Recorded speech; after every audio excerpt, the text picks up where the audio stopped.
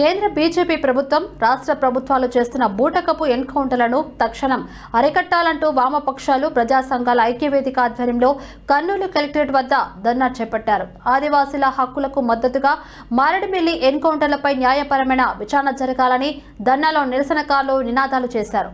ప్రజా సంఘాల ఐక్యవేదిక కన్వీనర్ రామకృష్ణారెడ్డి మాట్లాడుతూ మారేడుమిల్లిలో జరిగిన ఎన్కౌంటర్లు నకిలీవి అని, సైన్యం అదుపులో ఉన్న ఆదివాసులను చట్ట వ్యతిరేకంగా హత్య చేశారు.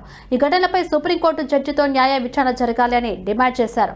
ఆపరేషన్ కగార్ను నిలిపివేసి శాంతి చర్చలు ప్రారంభించాలని ప్రజాప్రతినిధులు, మానవ హక్కుల సంస్థలు, వామపక్ష నాయకులు ఈ ధర్నాలో పాల్గొన్నారు. ఆదివాసీలపై జరుగుతున్న అణచివేతను ఆపడంలో ప్రభుత్వం పూర్తిగా విఫలమైందని ఆరోపించారు.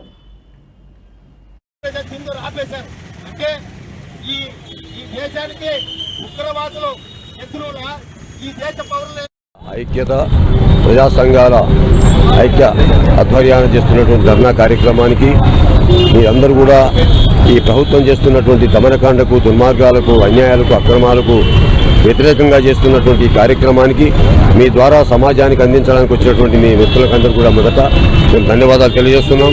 మీ అందరూ కూడా తెలుసు, ప్రధానంగా భారతదేశంలో 33% అడవులు ఉండాలి.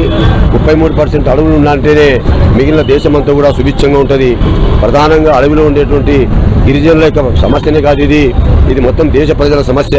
ఇది దేశంలో ఉండేటువంటి మెజార్టీ ప్రజల యొక్క రైతులు, కూలీలు, కార్మికులు, విద్యార్థులు, యువకులు, మహిళలు, అశేష ప్రజానీకానికి సంబంధించిన సమస్య. ఇది కేవలం గిరిజన సమస్య కాదు, ఇది మావోయిస్టుల సమస్య కాదు, ఇది దేశ ప్రజల సమస్య. ఇది అని చెప్పని గుర్తించాలని రాజ్యాంగం మీద ప్రమాణం చేసి రాజ్యాంగ విరుద్ధంగా ఈ విధమైనటువంటి బూటకు ఎన్కౌంటర్లు అనేటువంటివి సరైనటువంటి కాదు. ఇది రాజ్యాంగబద్ధంగానే మీరు పట్టుకోండి, అరెస్ట్ చేయండి. న్యాయ వ్యవస్థ ఉంది శిక్షించడానికి. కానీ మీరెవరు ఒక ఆటవిక వ్యక్తుల్లాగా ఈ దేశాన్ని కాపాడగలిగినటువంటి మీరు, ఈ దేశంలో దోపిడీని అరికట్టవలసినటువంటి మీరు, ఈ దేశంలో ఉండే ప్రజలకు మేలు చేయాల్సినటువంటి మీరు ఓ పక్కన రైతులు గిట్టుబాటు లేక ఆత్మహత్యలు చేసుకుంటే దాని గురించి పట్టించుకోరు. కార్మిక హక్కులను కారు రాస్తుంటే కార్మికుల గురించి పట్టించుకోరు. అదేవిధంగా నిరుద్యోగ యువకులుంటే నిరుద్యోగులను పట్టించుకోరు. ఈ విధంగా ప్రజలకు ఏం చేయాలనో చేయకుండా, పట్టించుకోకుండా అవి చేయమని అడిగేటటువంటి వాళ్ళు మీ దృష్టిలో దేశద్రోహులా, అవి చేయమని, అవి కాపాడమని అడిగేటువంటి వాళ్ళు మీ దృష్టిలో దేశద్రోహులా.